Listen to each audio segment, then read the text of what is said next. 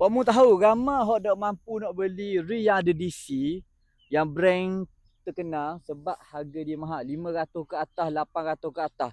Dan kat tangan Pak Mu ni, Pak Mu ada solution dia lah.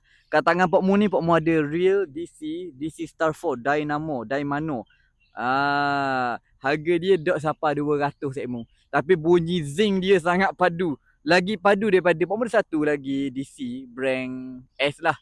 Tak mau khabar brand apa.